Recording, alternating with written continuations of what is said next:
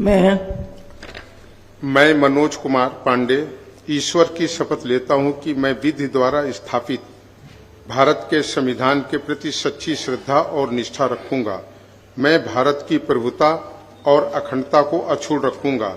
मैं उत्तर प्रदेश राज्य के मंत्री के रूप में अपने कर्तव्यों का श्रद्धापूर्वक और शुद्ध अंतःकरण से निर्वहन करूंगा तथा मैं भय या पक्षपात, अनुराग या द्वेष के बिना सभी प्रकार के लोगों के प्रति संविधान और विधि के अनुसार न्याय करूंगा। मैं मनोज कुमार पांडे ईश्वर की शपथ लेता हूं कि जो विषय उत्तर प्रदेश राज्य के मंत्री के रूप में मेरे विचार के लिए लाया जाएगा अथवा मुझे ज्ञात होगा, उसे किसी व्यक्ति या व्यक्तियों को तब के सिवाय जबकि ऐसे मंत्री के रूप में अपने कर्तव्यों के सम्यक निर्वहन के लिए ऐसा करना अपेक्षित हो, मैं प्रत्यक्ष अथवा अप्रत्यक्ष रूप से संसूचित या प्रकट नहीं करूंगा। अब बात पश्चिम यूपी की। लोकसभा चुनाव में पश्चिम यूपी के कई इलाकों में बीजेपी को अपेक्षित बढ़त नहीं मिली थी। खासतौर पर जाट वोट बैंक को लेकर चिंता बनी हुई थी। इसलिए भूपेंद्र सिंह चौधरी को कैबिनेट मंत्री बनाना सिर्फ संगठनात्मक फैसला नहीं है, बल्कि जाट राजनीति को मजबूत संदेश माना जा रहा है। मैं भूपेंद्र सिंह ईश्वर की शपथ लेता हूं कि विधि द्वारा स्थापित भारत के संविधान के प्रति सच्ची श्रद्धा और निष्ठा रखूंगा। मैं भारत की प्रभुता और अखंडता अक्षुण्ण रखूंगा। मैं उत्तर प्रदेश राज्य के मंत्री के रूप में अपने कर्तव्यों का श्रद्धापूर्वक और शुद्ध अंतःकरण से निर्वहन करूंगा तथा मैं भय या पक्षपात, अनुराग या द्वेष के बिना सभी प्रकार के लोगों के प्रति संविधान विधि के अनुसार न्याय करूंगा। मैं भूपेंद्र सिंह ईश्वर की शपथ लेता हूं कि जो विषय उत्तर प्रदेश राज्य के मंत्री के रूप में मेरे विचार के लिए लाया जाएगा अथवा मुझे ज्ञात होगा, उसे किसी व्यक्ति या व्यक्तियों को तब के सिवाय जबकि ऐसे मंत्री के रूप में अपने कर्तव्यों के सम्यक निर्वहन के लिए ऐसा करना अपेक्षित हो, मैं प्रत्यक्ष अथवा अप्रत्यक्ष रूप से संसूचित या प्रकट नहीं करूंगा। वहीं सोमेंद्र तोमर के जरिए गुर्जर समाज, कृष्णा पासवान के जरिए दलित पासी समाज और हंसराज विश्वकर्मा के जरिए अति पिछड़े वर्ग को साधने की कोशिश भी यहाँ पे साफ साफ दिखाई दे रही है।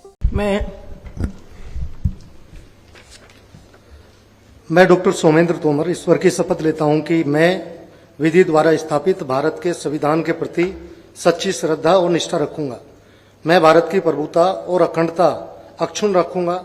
मैं उत्तर प्रदेश राज्य के राज्य मंत्री स्वतंत्र प्रभार के रूप में अपने कर्तव्यों का श्रद्धापूर्वक और शुद्ध अंतःकरण से निर्वहन करूंगा तथा मैं भय या पक्षपात, अनुराग या द्वेष के बिना सभी प्रकार के लोगों के प्रति संविधान और विधि के अनुसार न्याय करूंगा।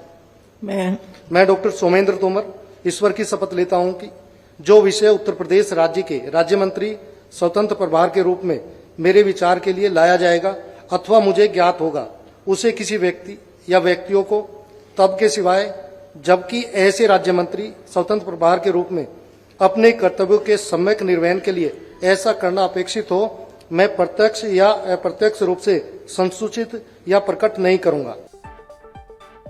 वहीं कन्नौज के तिरवा से विधायक कैलाश सिंह राजपूत, वाराणसी में भाजपा के जिला अध्यक्ष और विधान परिषद सदस्य हंसराज विश्वकर्मा, अलीगढ़ के खैर से भाजपा के विधायक सुरेंद्र दिलेर, फतेहपुर के खागा से भाजपा की विधायक कृष्णा पासवान ने पहली बार राज्य मंत्री के पद की शपथ ली।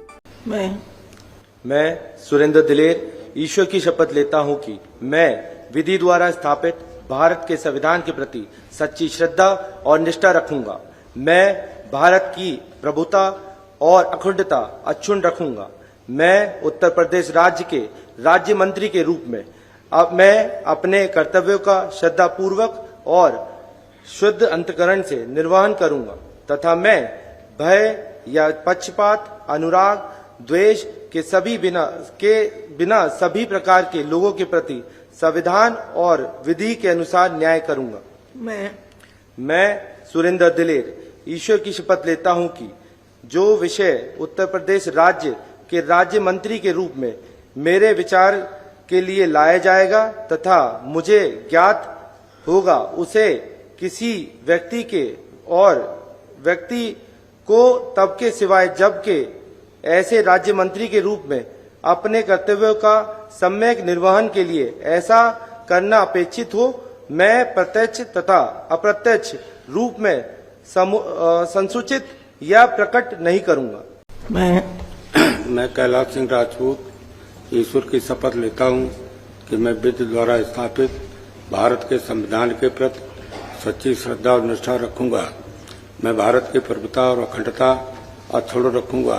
मैं उत्तर प्रदेश राज्य के राज्य मंत्री के रूप में अपने कर्तव्यों का श्रद्धापूर्वक और शुद्ध अंतःकरण से निर्वहन करूंगा तथा मैं भय या पक्षपात, अनुराग या द्वेष के बिना सभी प्रकार के लोगों के प्रति संविधान और विधि के अनुसार न्याय करूंगा। मैं कैलाश सिंह राजपूत ईश्वर की शपथ लेता हूं कि जो विषय उत्तर प्रदेश राज्य के राज्य मंत्री के रूप में मेरे विचार के लिए लाया जाएगा अथवा मुझे ज्ञात होगा, उसे किसी व्यक्ति या व्यक्तियों को तब के सिवाय जबकि ऐसे राज्य मंत्री के रूप में अपने कर्तव्यों के सम्यक निर्वहन के लिए ऐसा करना अपेक्षित हो, मैं प्रत्यक्ष अथवा अप्रत्यक्ष रूप से संसूचित या प्रकट नहीं करूंगा। मैं हंसराज विश्वकर्मा ईश्वर की शपथ लेता हूं कि मैं विधि द्वारा स्थापित भारत के संविधान के प्रति सच्ची श्रद्धा और निष्ठा रखूंगा। मैं भारत की संप्रभुता और अखंडता अक्षुण्ण रखूंगा। मैं उत्तर प्रदेश राज्य के राज्य मंत्री के रूप में अपने कर्तव्य का श्रद्धापूर्वक और शुद्ध अंतःकरण से निर्वहन करूंगा तथा मैं भय या पक्षपात, अनुराग या द्वेष के बिना सभी प्रकार के लोगों के प्रति संविधान और विधि के अनुसार न्याय करूंगा। मैं हंसराज विश्वकर्मा ईश्वर की शपथ लेता हूं कि जो विषय उत्तर प्रदेश के राज्य मंत्री के रूप में मेरे विचार के लिए लाया जाएगा अथवा मुझे ज्ञात होगा, उसे किसी व्यक्ति या व्यक्तियों को तब के सिवा जबकि ऐसे राज्य मंत्री के रूप में अपने कर्तव्य के सम्यक निर्वहन के लिए ऐसा करना अपेक्षित हो, मैं प्रत्यक्ष अथवा अप्रत्यक्ष रूप से संसूचित या प्रकट नहीं करूंगा।